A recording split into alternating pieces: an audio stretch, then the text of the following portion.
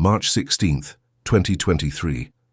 A 911 call shattered the quiet suburban morning in Riverside Heights. A 33-year-old mother of 3 was found dead in her own home, blood pooling beneath her lifeless body. The scene looked like a robbery gone wrong: overturned furniture, shattered glass, missing jewelry. Her devastated husband wept uncontrollably as paramedics declared her dead. 3 innocent children had lost their mother overnight. The neighborhood mourned for what appeared to be a random, senseless tragedy. But sometimes the most dangerous predator is the one sleeping right next to you. What lengths would you go to protect a secret that could destroy everything you've built? The truth behind her death would expose a web of lies that no one saw coming. Welcome to True Crime Journal HQ. Thanks to all our viewers and subscribers for your support. Stay with us for daily update on the most shocking true crime stories. Don't forget to subscribe. Victoria Camden wasn't born to tragedy. She was born to love. Growing up in Lima, Ohio, population 38,000, she was the eldest of 4 children in a working-class family. Her father worked at the Ford plant while her mother managed the household budget with military precision. Victoria naturally stepped into the role of second mother, braiding her younger sister's hair before school and teaching her baby brother how to tie his shoes. Even at 8 years old, neighbors would find Victoria organizing elaborate tea parties for the neighborhood kids, making sure everyone felt included. Her mother often joked that Victoria was born with a mother's heart. During family gatherings, while other kids played games, Victoria would be in the kitchen helping prepare meals, asking her grandmother about family recipes. "I want 6 kids someday," she'd announce at dinner, causing her siblings to groan. Her dream wasn't wealth or fame, it was a house filled with laughter, scraped knees to bandage, and bedtime stories to tell. College opened new doors for Victoria. She earned her graphic design degree from Ohio State, where her professors praised her creative eye and attention to detail. While her classmates partied on weekends, Victoria worked part-time at a local children's hospital, designing cheerful posters for pediatric wards. She believed in using her talents to brighten people's darkest moments. The turning point came at her college roommate's wedding in Columbus. That's where she met Nathan Camden, tall, confident, with the kind of smile that made her forget her own name. He was building his real estate empire, already successful at 24, and completely smitten with the girl who spent the reception entertaining the flower girls with origami swans. Their courtship was a fairy tale. Nathan would surprise her with weekend trips to Chicago, fancy dinners, and promises of the big family she'd always dreamed of. He proposed on Christmas Eve in front of both their families, presenting a ring that made her mother gasp. Their wedding was featured in the local newspaper, 200 guests, white roses everywhere, and Victoria glowing in her grandmother's vintage dress. She looked like an angel, Nathan's best man would later tell police investigators. Victoria threw herself into motherhood with the same passion she brought to everything else. Emma arrived first, followed by Lucas 2 years later, then little Sophie. Their suburban home became the neighborhood hub. Kids knew they could count on Mrs. Camden for fresh-baked cookies and a listening ear. She balanced her part-time graphic design work with school volunteer duties, organizing fundraisers and designing promotional materials for the PTA. Other parents admired how effortlessly she juggled everything. "Victoria makes it look easy," they'd say, not knowing she stayed up until midnight perfecting school carnival flyers or planning birthday parties that would make Pinterest jealous. But Victoria's greatest gift was reading people. She noticed when quiet kids needed extra encouragement, when elderly neighbors hadn't collected their mail, when something was off in her children's behavior. This intuition served her well, until it became dangerous. By year 10 of marriage, Victoria started noticing changes in Nathan.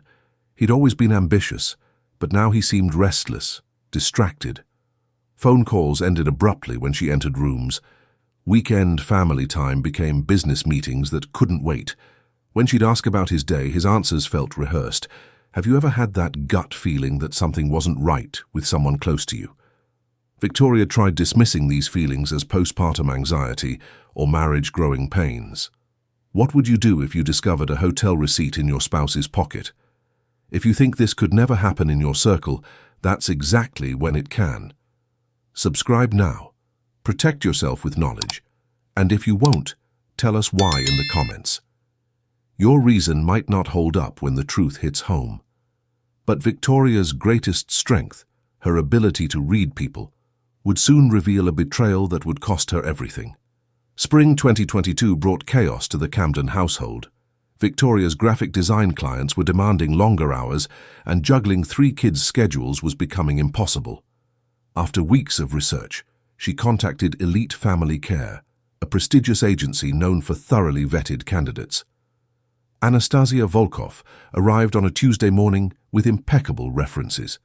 24 years old, originally from Czech Republic, pursuing her master's degree in child psychology at the local university.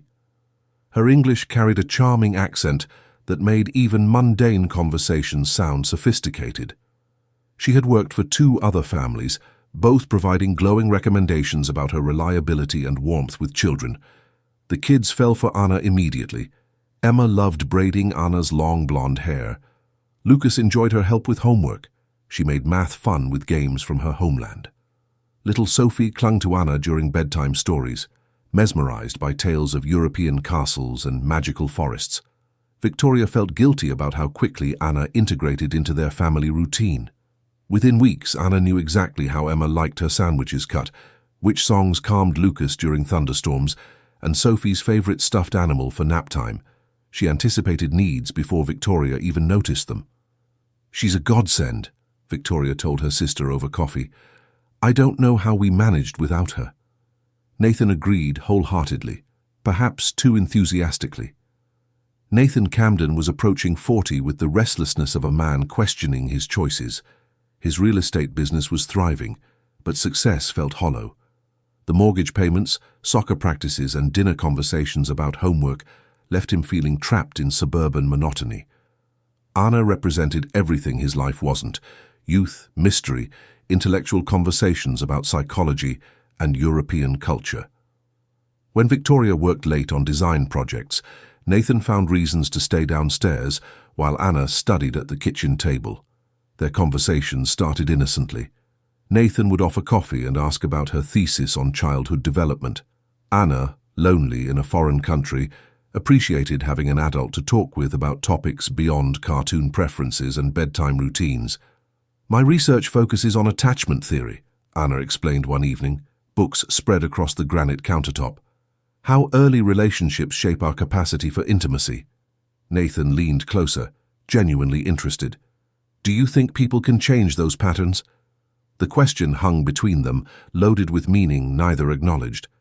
These late-night sessions became routine. Nathan shared his college dreams of traveling Europe before settling into family life. Anna talked about feeling isolated, missing her family back home. The physical distance between them gradually decreased. Sitting closer at the counter, accidental touches when passing papers, lingering eye contact. The first boundary crossed seemed harmless. Nathan placed his hand over Anna's when she mentioned feeling homesick.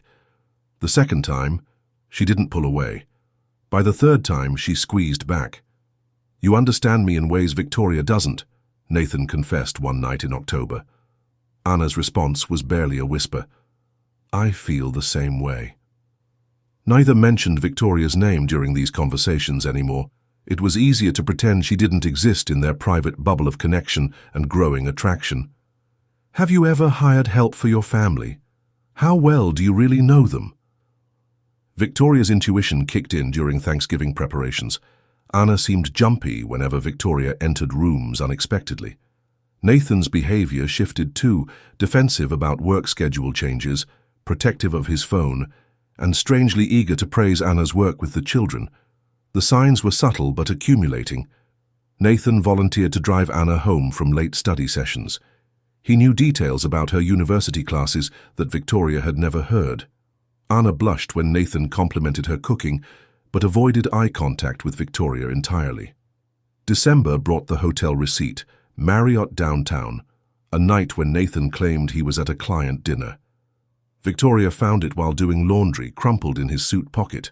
When confronted, Nathan's explanation felt rehearsed. "Emergency meeting with out-of-town investors. I told you about it." But Victoria couldn't remember that conversation. More evidence trickled in. credit card charges at restaurants Victoria had never been to, Nathan's cologne lingering on clothes that should have smelled like office air, Anna's nervous laughter whenever Victoria mentioned Nathan's work trips. What red flags would make you suspicious of your partner's behavior? Predators often hide behind the faces you trust most. Subscribe before you forget. Ignorance can be dangerous. If you're not subscribing, type your reason below and hope it doesn't come back to haunt you.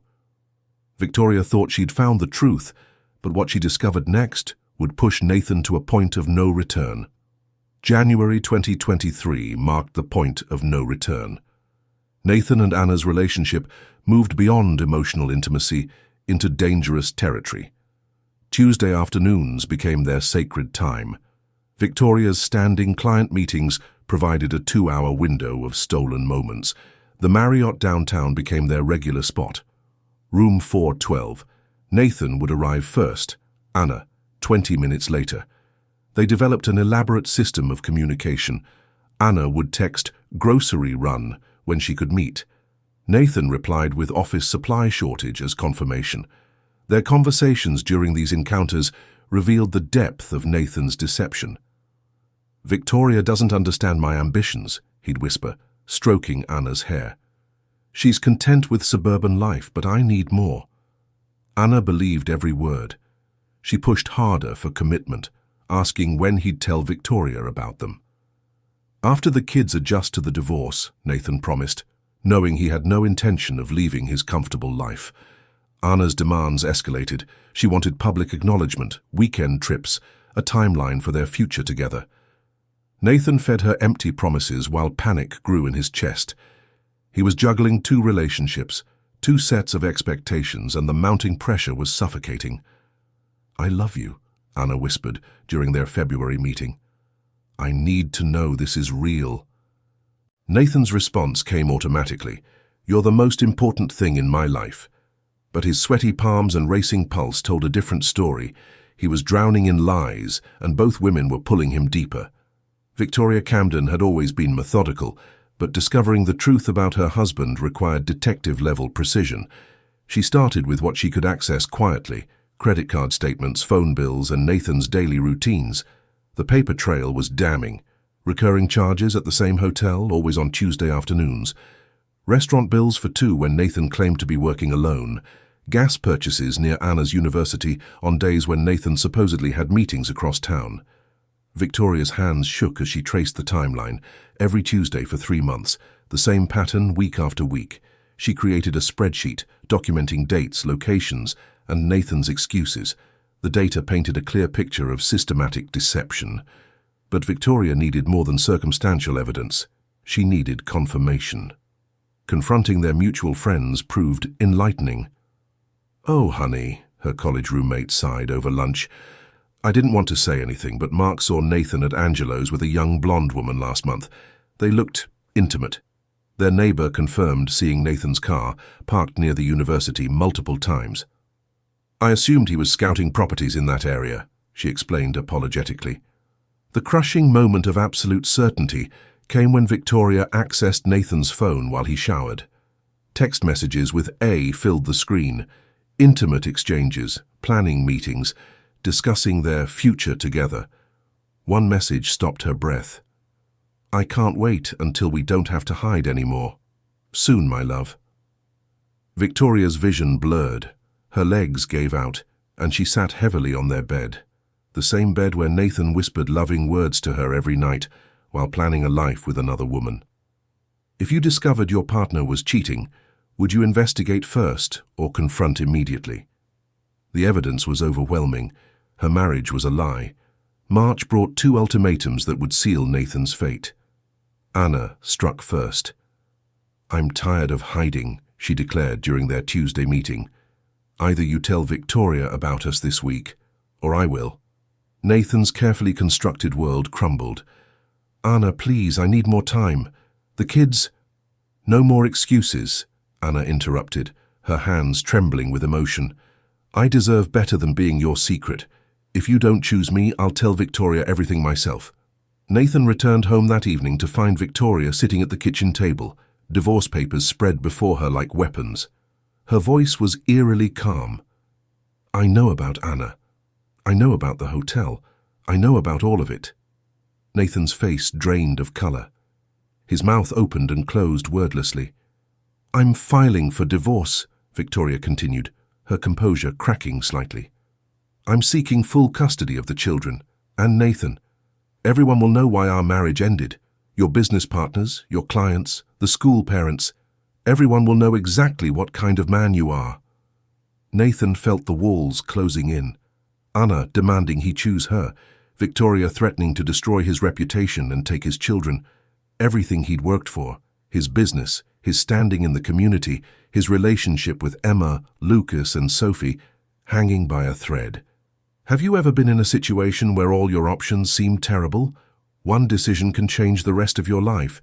Subscribe so you never miss the warnings. If you choose not to, share your reason in the comments. We'll see if it holds up when the stakes are this high.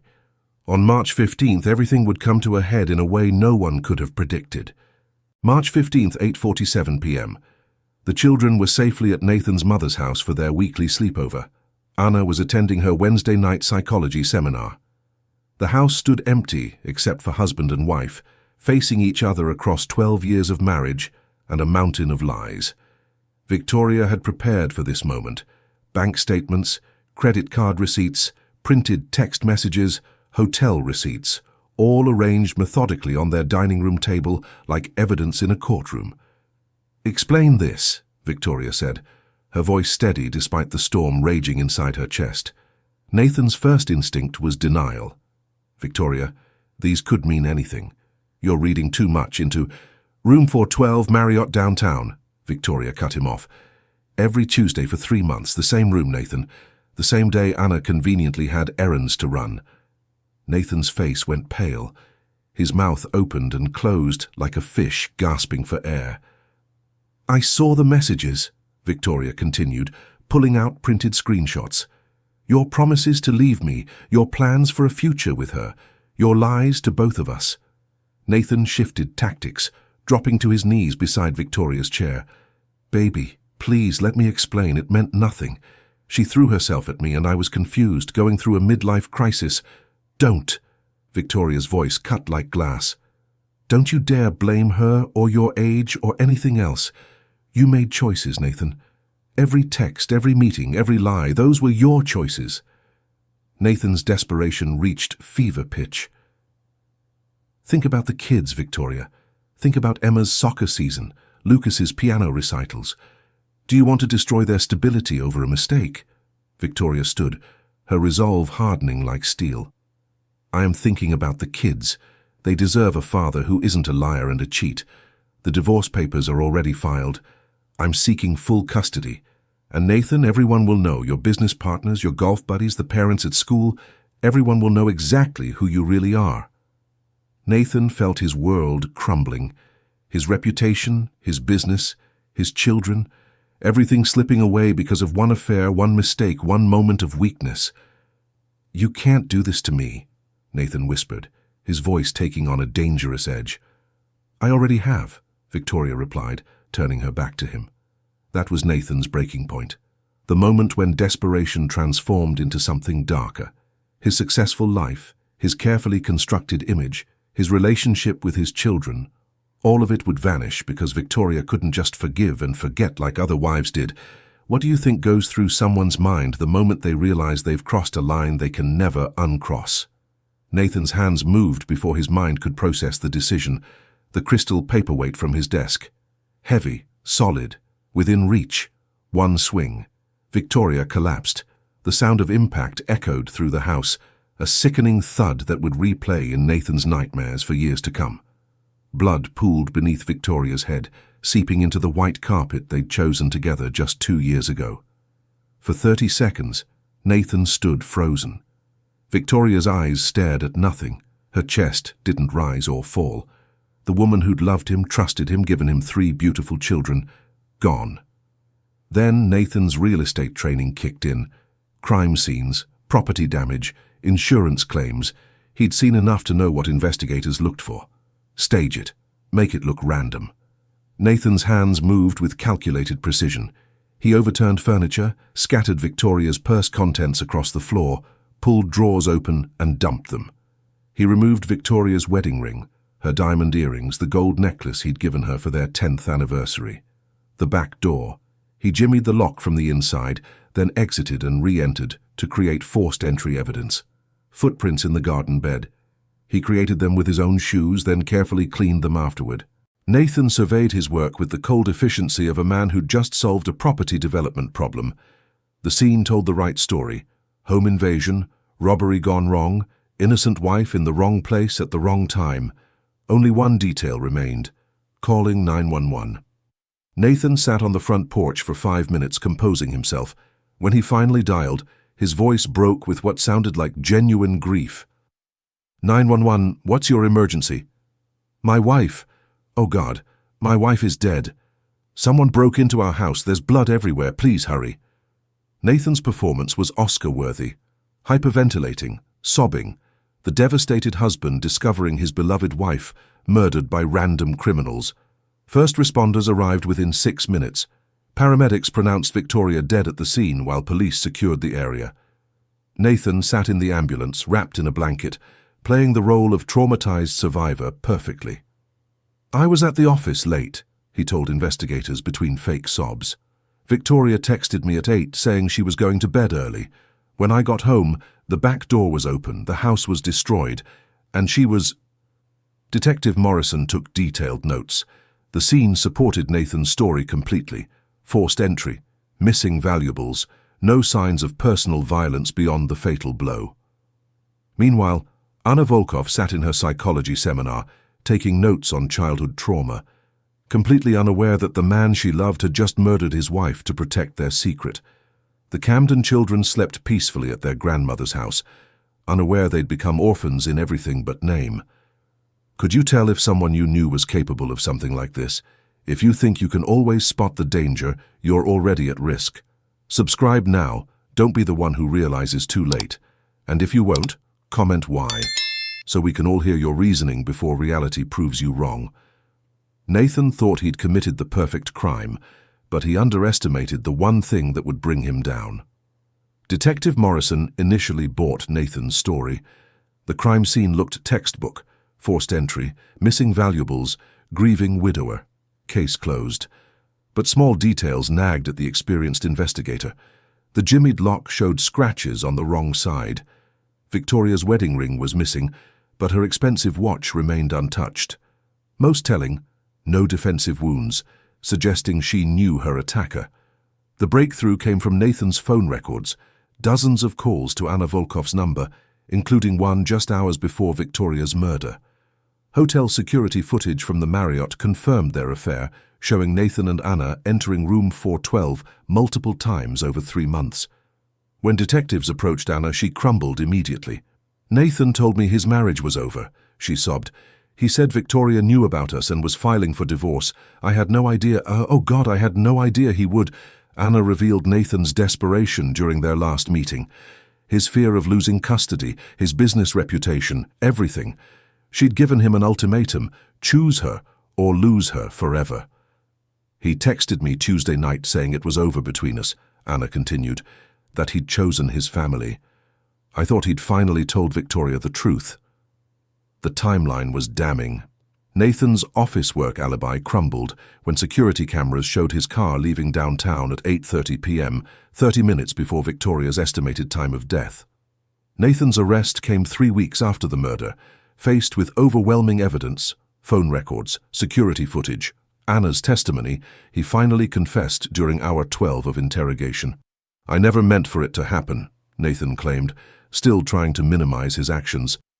Victoria was going to destroy everything. Take my children, ruin my business. I just wanted her to listen. Anna Volkov was deported back to Czech Republic, carrying guilt that would haunt her forever. She'd been a pawn in Nathan's game, but her threats had triggered the final confrontation that cost Victoria her life. The Camden children, Emma, Lucas, and Sophie, moved in with Victoria's sister in Ohio. Their father received life without parole. Their mother was gone forever. Their nanny had vanished from their lives overnight, leaving only questions and trauma. The tight-knit Riverside Heights community struggled to process the deception. Their successful neighbor, Little League coach and PTA volunteer, was a cold-blooded murderer who'd fooled them all. Victoria's memorial service filled the local high school auditorium. 300 people came to honor a woman whose only crime was loving and trusting the wrong man. Where are you watching from? Drop your location in the comments. What lessons can we learn from Victoria's story? How can we better protect ourselves and our loved ones? Victoria Camden's legacy lives through her children and the lesson her tragedy teaches. Trust your instincts, value authentic relationships, and remember that secrets always surface, sometimes with devastating consequences. If this story shook you, imagine missing the next one. Subscribe now. These aren't just stories, they're warnings. And if you still won't, comment your reason below. We all deserve to know why you'd risk staying in the dark.